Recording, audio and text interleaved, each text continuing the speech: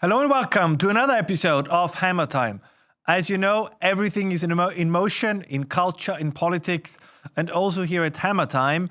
It is not yet entirely sure, but I think I can announce that over the next couple of weeks, this podcast will move over to the Brussels Signal site, and we're also going to promote the show on the Brussels Signal homepage, which I think is going to be a great movement for the show because they have a wonderful post-production team over there.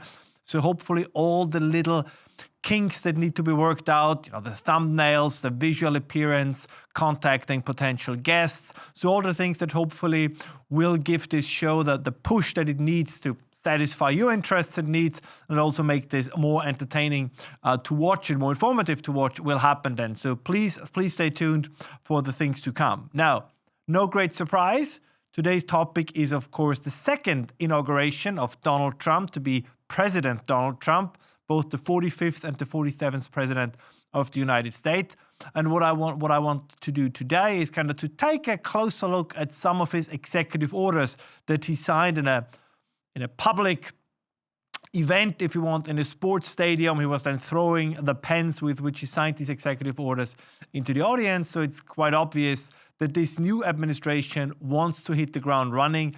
They have a very ambitious program, and I think many of the ideas they have are very relevant for Europe as well, and of course the United Kingdom too. And I think we're going to go a little bit more into detail which one of those ideas, which one of those executive orders in one way or another should also be implemented in Europe. However, I want to begin with something maybe less positive, but this is something that we have to expect and prepare ourselves for over the next 4 years, which is that the main members of the legacy media probably will jump into overdrive, explaining to us that this now marks the beginning of the end of democracy, and that Orange Hitler is now in the White House, and that this is going to be the last election ever, and all the things that we have heard from 2016 to 2020, and that we were also hearing during the campaign. To make my point, let me show a quick video of Elon Musk during the inauguration.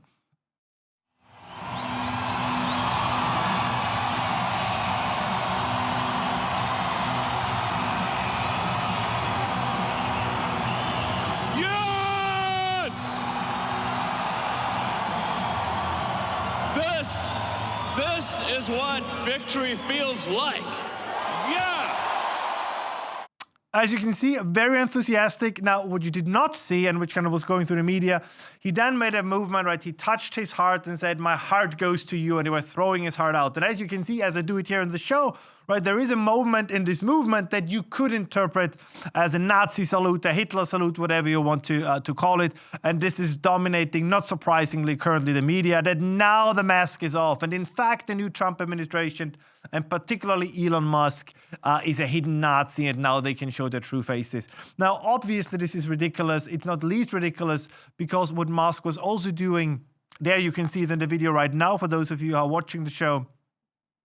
As I said, these days you can construct everything in a way in which you want it to appear. But I just want to remind everyone that just a couple of years ago, Musk was visiting the concentration camp in Auschwitz together with Ben Shapiro, and he left no doubt regarding his attitude towards the Nazi regime. So there are many claims that can be made. There are lots of things you can criticize about Elon Musk, about his personality, about his approach to politics, about the way he runs X, about his own tweets, or whatever the new term for a tweet on X actually is. But trying to depict him as a neo-Nazi, it was ridiculous with Donald Trump, and it is ridiculous with Elon Musk. So if this is all they have in store to build up an opposition to the incoming administration, that is very, very thin. So this almost makes one more optimistic about the things that are going to happen. But let's not talk about the media too much because they're going to give us plenty of things to talk about in the years to come. Let's take a look at a few of the executive orders that Mr. Trump, President Trump now, again has signed, which I think are quite interesting. So the first is one about the Refugee Admissions program in the United States. And what I find particularly interesting about the executive order here is that it's not about no longer admitting refugees to the United States. The idea behind it is to say that whatever refugees we admit, they must show, there must be a very high probability that they can integrate and assimilate into the existing American economy and into the dominant American culture. And I think this is a very important point, because nobody, neither me nor you as my viewers, is entirely opposed to any kind of asylum, of any kind of granting refugee status to people. But of course, even in these policies, the primary interest must be the interest of your state, the interest of your nation. Otherwise, it becomes suicidal, or as one could call it, it becomes a form of pathological altruism, right? You take the needs of somebody else to such an extent that it entirely negates your own needs and your own interests. And this should not be the case in any policy, right? No policy in this world should be designed in a way that it harms your own people, your own state more than it should be. Sacrifices very often must be made, but at the end of the day, these sacrifices are supposed to pay off. The second thing, which I believe falls into a similar category, is an international environmentalism. Trump announced that from now on, America will be put first in international environmental agreements. And I think that's another very crucial point.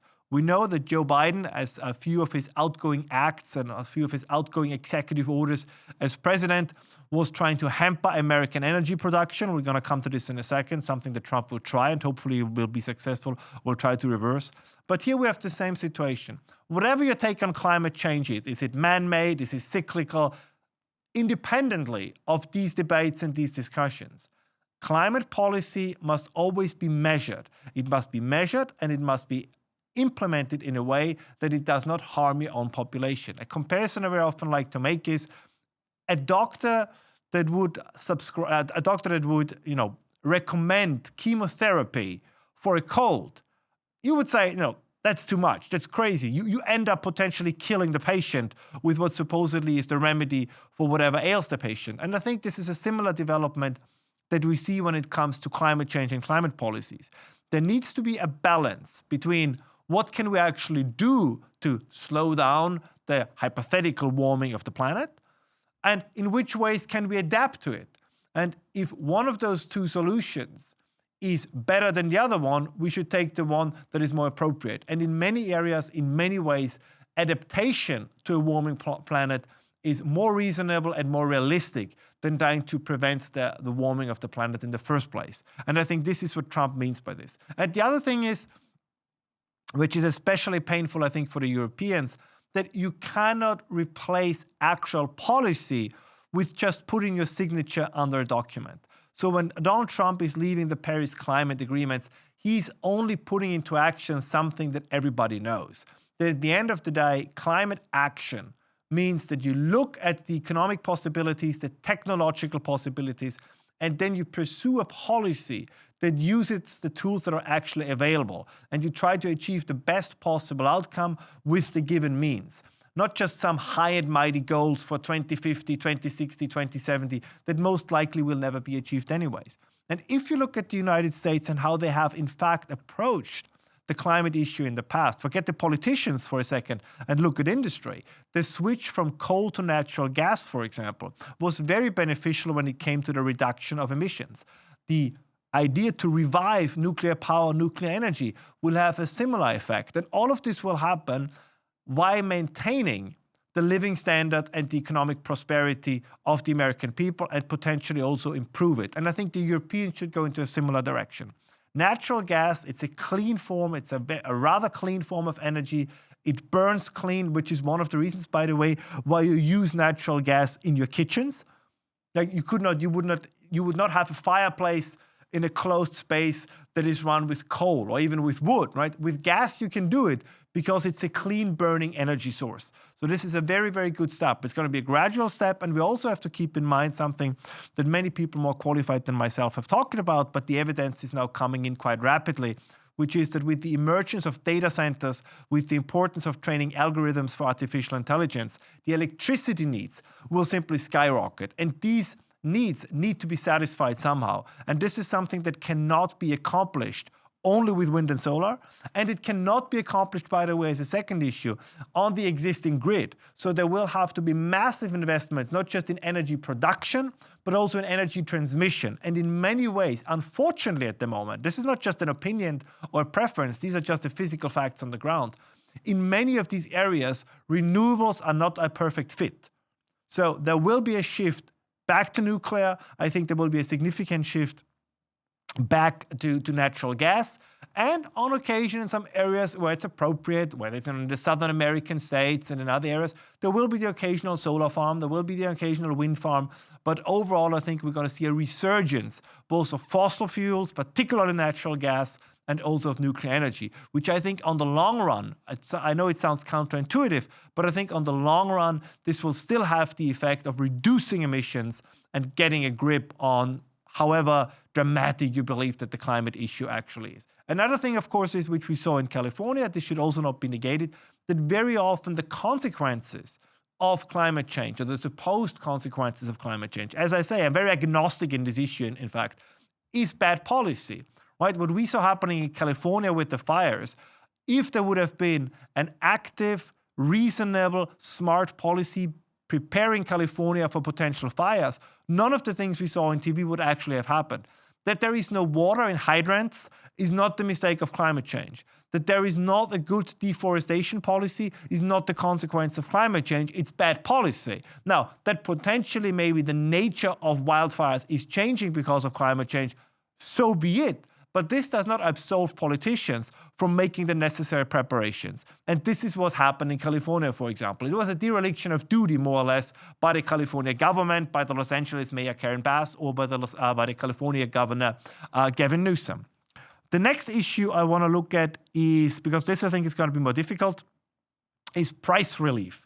So now the executive order is delivering emergency price relief for American families and defeating the cost of living crisis. I understand what Trump is trying to do here. I think it's a good signal, but this, of course, is probably more difficult than he or his administration are willing to admit, because in many of the areas where American consumers and the American public is hardest hit with high prices, for example, in the retail sector, margins are already very, very slim. So it is unlikely that there is much that can be done. However, I do believe, an executive order to which we come in a minute, if he's successful in bringing down energy prices, right, it will be cheaper to run a supermarket, to run a store. Like your electricity bills are going to go down. Your heating bills are going to go down. So if your costs go down, at some point you can pass this on to the consumer, and then most likely this will also lead to a lessening of price pressures. Another one, which I actually enjoy very much, is a regulatory freeze. So at the moment, any kind of idea, any regulation, any potential additional bureaucratic hurdle will be frozen and pending review. So there's really this attempt to cut red tape, to make sure that the regulatory state does not find the justification of its existence in simply making more and more and more and more regulation. Another area I believe would be very interesting for Europe to emulate, because as we've seen in the recent past, just as a side note, a recent law that is about to be passed, or a recent new regulatory framework, is that only people that can prove that they're qualified should be allowed to use artificial intelligence in their jobs, right? So it's yet another regulation on the very continent, the very place that has the least contributions to the development of AI, but almost all the contributions to its regulation, which I think is also a move in the wrong direction. Another very important element, this would be the fifth executive order I want to talk about, is the restoration of freedom of speech, because there can be no doubt about this, and we have been knowing this since COVID, or those of you who remember the Hunter Biden laptop story, information about the vaccines. There was a crackdown on freedom of speech all over the West. And very often the United States administration, particularly under Joe Biden, went along with it. So it's very heartening to see that not only Donald Trump is opposing this, but that the big media, social media, and tech companies are going along with him. I'm sure that many of you have followed this in the news, but it is not just Elon Musk and X or Mark Zuckerberg and Meta. It's apparently now also Google, who is saying that they will no longer entirely subscribe to the Europeans' regulatory model, and they want to give a premium on free speech, on freedom of expression. Those are wonderful, wonderful developments. It is important. We need more debate and not less debate. Does this mean that you probably will occasionally see opinions you disagree with?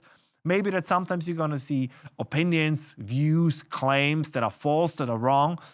Absolutely. But that is part of the conversation. I think it's important to bring more people into the conversation and not shut people out from the conversation. And this is a move into the right direction. I think will ultimately be very healthy for the American democracy, but I think it would also be healthy for the European democracies.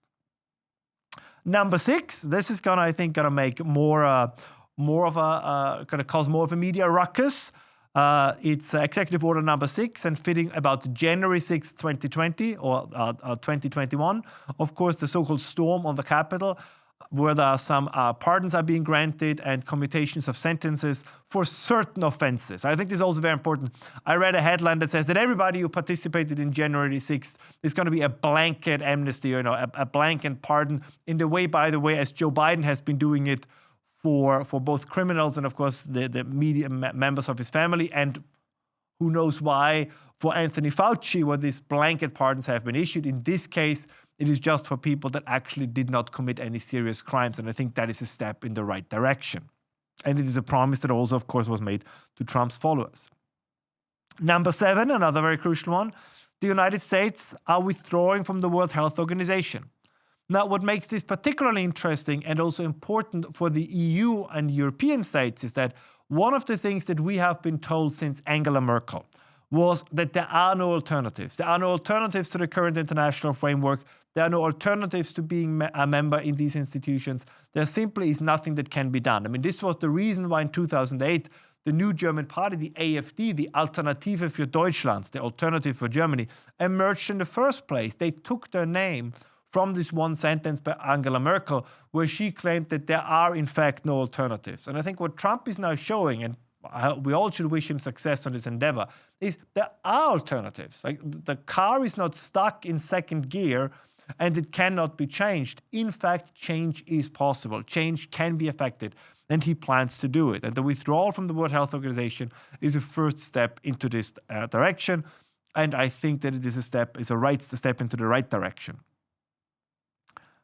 The next one we're going to look at is, I think, an equally critical one, is accountability, right? Especially to policy influencing positions within the federal workforce. Yes, if you have an effect on policy, then you should be accountable depending on whether these policies are successful or a failure. This has been very well said by Pete Hegseth, the most likely incoming new Secretary of Defense, which is, if you fail in Afghanistan as a general, if the military leadership is losing a war, is bungling the withdrawal, or whatever it is, right, there should be consequences. As he pointed out, there were less than 10 four-star generals in World War II, and the United States won that war, and I think there are now more than 40 four-star generals, and it appears that the United States no longer can win a war. So I think accountability in these and other areas, not just the military, is going to be a very, very important step. The same, by the way, should be the case, once again, to draw the bridge to Europe,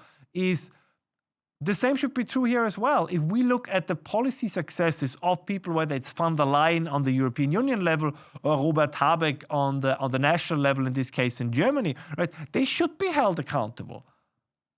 There should be a reckoning, if you want, for policies like ending nuclear power, for condemning the Europeans to get poorer under a Green Deal that they were promised will make them richer and has the exact opposite effect, for deindustrialization, for banning the internal combustion engine, which was one of the technological areas where Europeans for long actually were still competitive, for creating nothing but regulation and undermining any kind of innovation, for allowing a mass migration that is undermining the cultural and social cohesion of the countries in Europe. Like, at some point, somebody should be held accountable, and I'm glad that the United States under Donald Trump will be leading the way in this direction as well.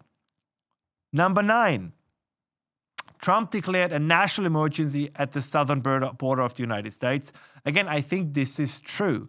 Under Joe Biden, depending on how you measure it, but illegal entries were more than 12 million. Probably it was even more, because those are just the ones that actually have been measured, right? Where you had encounters also on the border. So we don't know how many people came into the country unaccounted and who are not accounted for. The same is true when we talk about the number of undocumented, illegal, whatever term you want to use, individuals in the United States. We constantly hear it's 12 million. But that number 12 million has been up in the air since the early 2000s. Does anybody seriously believe that between 2000 and 2024, the absolute number of undocumented illegal immigrants in the United States has not changed, that it has been 12 million for the last 24 years. Of course, that is not true. So I think beginning to say, first we stop the flow, and then as Trump has announced, we start the deportation, particularly of those who commit criminal acts, whether it be violent crime or crimes of a very serious nature, I think is a step in the right direction. One of the things that Trump mentioned very often in his inaugural address was common sense, a return to common sense policies. The same is when he talks about birthright citizenship. He's not simply trying to revoke birthright citizenship. The argument that he makes also in executive order is to say, if somebody comes to the country illegally, is in the country in an illegal fashion, then we have to rethink whether such a person's children can immediately be considered American citizens. That you can say that you have a right and entitlement to something as a consequence of an illegal act. Coming into the country illegally, does it entitle you then, or the rest of your family, to become an American citizen? I think that's an absolute justifiable question that needs answers, and hopefully the Trump administration will come to some. Number 10 is the America First trade policy. I think a step in the right direction. Trade policy, imports, exports, you name it, are designed to benefit the people. That's the point. A country, individuals as well, engage in trade and economic activity to get wealthier, to have higher standards of living. And there's nothing wrong with that. I think it's very odd when people then use the term greed. That it's not greedy if you say you want tomorrow to be better than today and you want today to be better than yesterday. I think this is not greed. This is a common human desire that we see all over the world. And what Trump is attempting to do, and this is his announcement, that the future trade policies of America will not be designed to benefit the few, but to benefit the many. Now, again, this will be very difficult to accomplish because in trade policy, it's not just Trump. It's also the international partners of the United States. I still envision the potential for something akin to a European-American free trade agreement.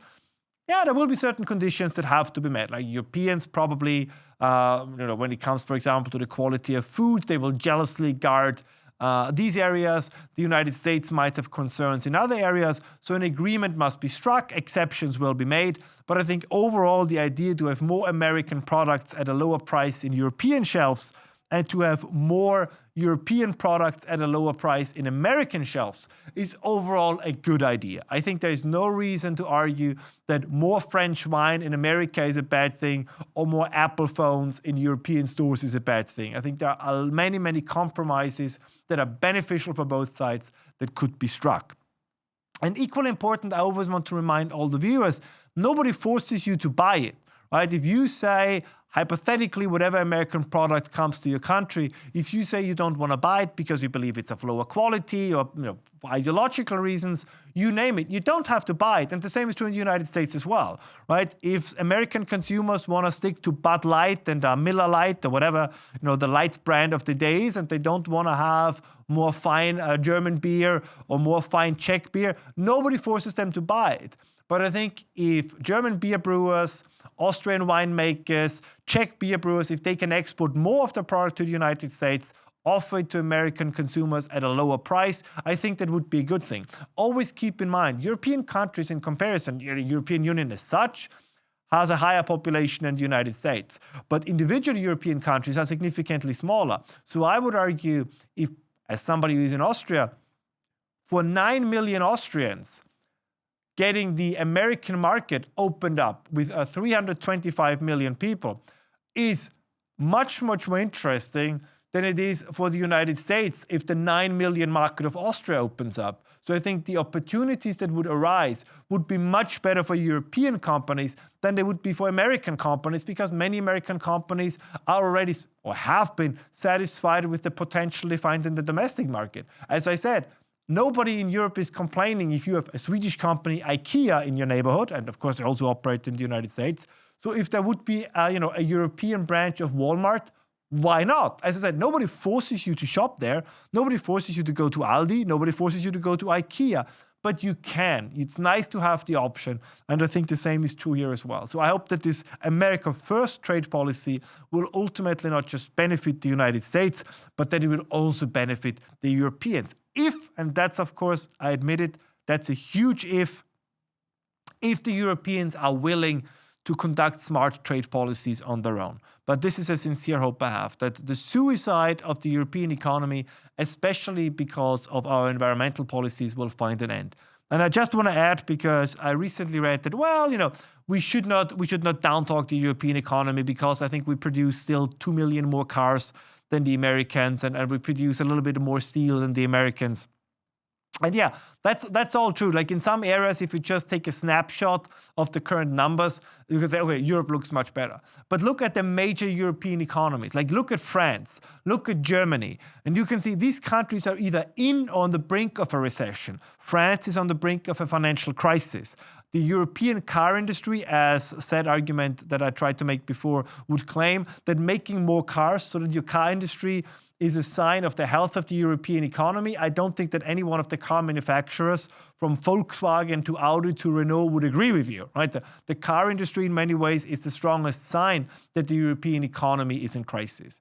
Nobody, from my viewers, both on this side of the Atlantic and the other side, how many of the technological equipment are we using that is made or was invented in Europe? Right? Whether it's this show that's on YouTube, or whether it's the equipment I use to prepare it, right? It's on Microsoft, it's on YouTube, I share it on Instagram, I share it on X.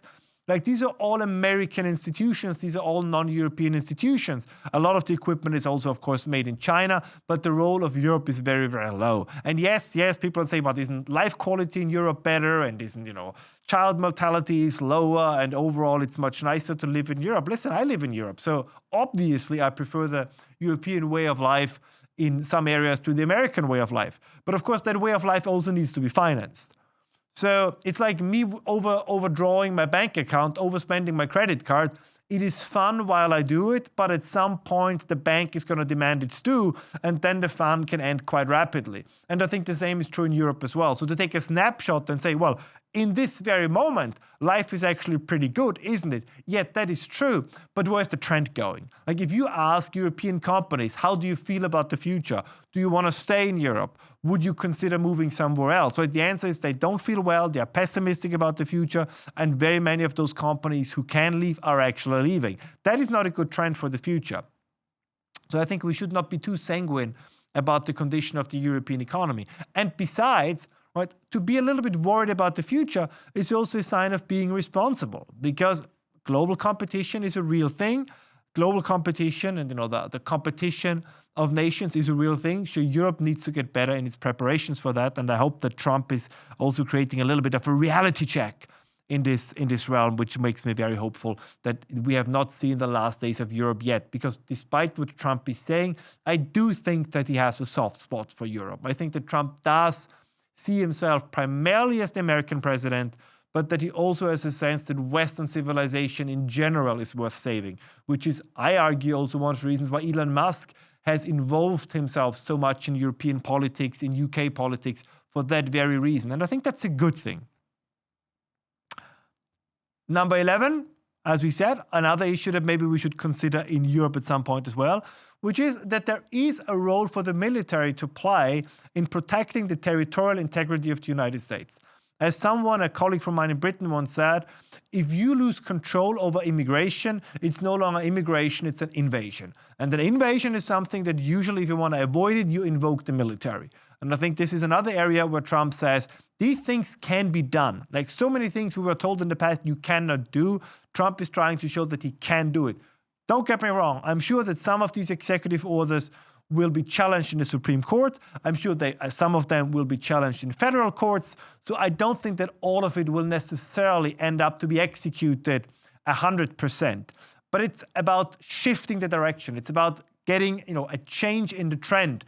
And if this has happened, we are on a good path. And can also to change the way we think about this. As I said before, it's this, what I like to call the Angela Merkel way of thinking. That, yes, sure, there are problems, there might be solutions, but we simply cannot do anything. We cannot pick any of those solutions because there are no alternatives to the way in which we do things. And what Trump is saying, oh, no, there are alternatives.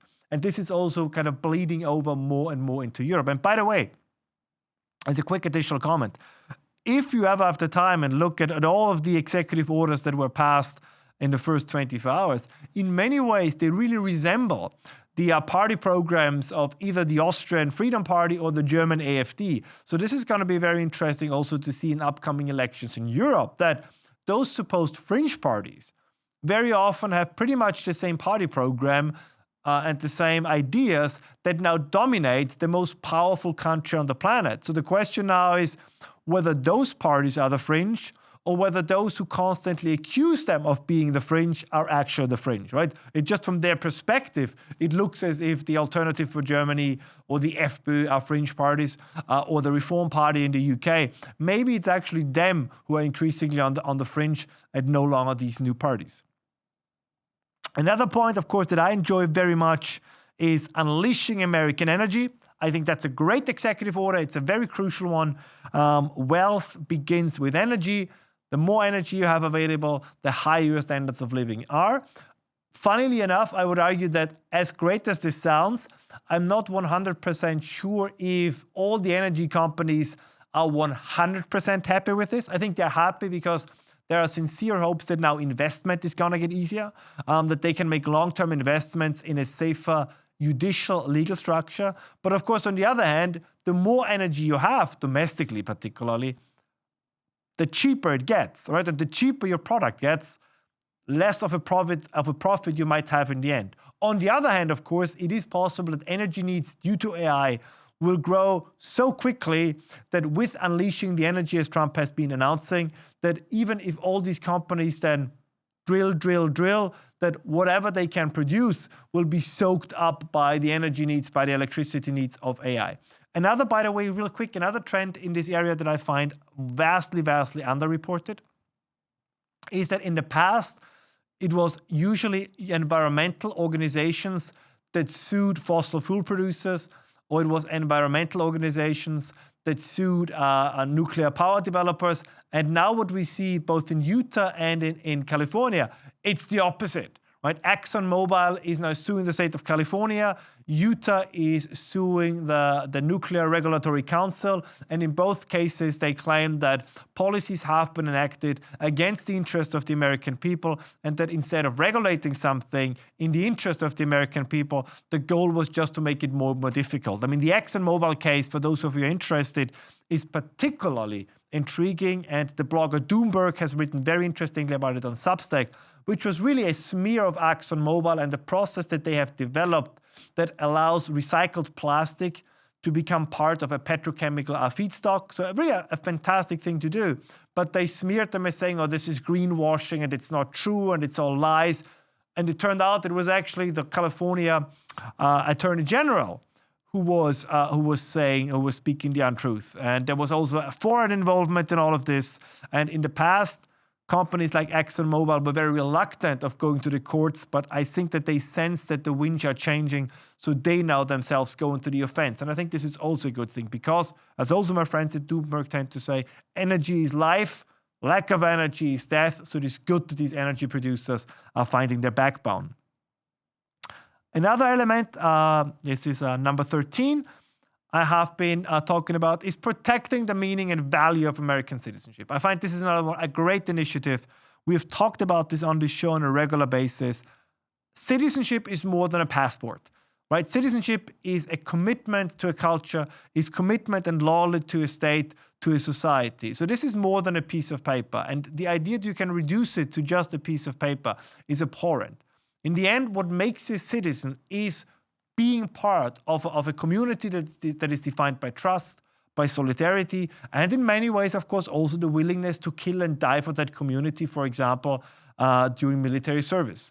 So to make this something that cannot just be given away or that somebody is just entitled to, I think is a step in the right direction.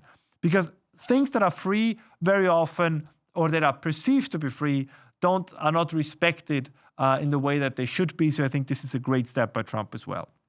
Another one that I found personally very funny, it's called People Over Fish. or at least this is how it is presented, putting people over fish, stopping radical environmentalism to provide water to Southern California. Again, right, this is a very specific for California, but I think it's also a step in the right direction, that policies must be designed in a way to benefit the people. Like, you cannot create conditions, as it happened in California, that if the worst case happens, the public institutions, the public authorities are entirely helpless. Like this is, it's a dereliction of duty. I said it before, so I'm glad this is going to change as well. Another one, number 15, that's probably going to lead to more controversies, is restoring the death penalty and protecting public safety. So that under certain conditions, given the severity of certain crimes, even on the federal level, the death penalty will be applied again. I think, an interesting step, one that will cause quite the debates, I'm sure, online and elsewhere. But depending on how it is going to be executed, no pun intended, it will be interesting to see what the consequences are. But the promise was that upholding the law will be an integral part of the new administration, and it appears that they're going to stand by their word. And finally, and concludingly, a point that I enjoy very much, which is promoting beautiful federal civic architecture. I think this is it seems like a little thing, like nothing, but I'm a strong believer that the way the world you live in looks to you, right? The surroundings you have around you, whether they are aesthetically pleasing or not, has an effect on the human psyche. So when you walk down a street and it's a nice, beautiful street, beautiful buildings, well-kept, well-groomed, I think this has a significant effect on your own well-being. Living in a quote-unquote aesthetic, beautiful world, I think is also a way to beautify, if you allow me the exaggeration, your soul. So I think this is a step into the right direction. That buildings are not just supposed to be functional, like shoe boxes made out of concrete. They should also be pleasing. They should be pleasing on the eye. They should be pleasing on the soul. I think this is particularly true, for example, if you think about hospitals, about medical institutions. They should not look like buildings where you go to die, right? They should reinvigorate. They should create the sense of that, that life is something worth living. And I think beauty has particularly such an effect. So this seems like a small thing, but I think it's a crucial and very, very important thing with hopefully very positive effects. Many more to come in the weeks ahead. I'm looking forward to report regularly on how these executive orders are actually implemented, whether they are going to be successful or not, and what the Trump administration will mean for Europe in the weeks to come. For now, I think this was quite the step on the first day. It will be interesting also to see how the media is going to react, whether this is really the vibe shift that many, like the historian Neil Ferguson, have announced, or whether it's just a tiny storm in a water glass and all of this will be over in 4 years and none of us will remember that it ever happened. So stay tuned, more to come in the next weeks, and I'll see you soon.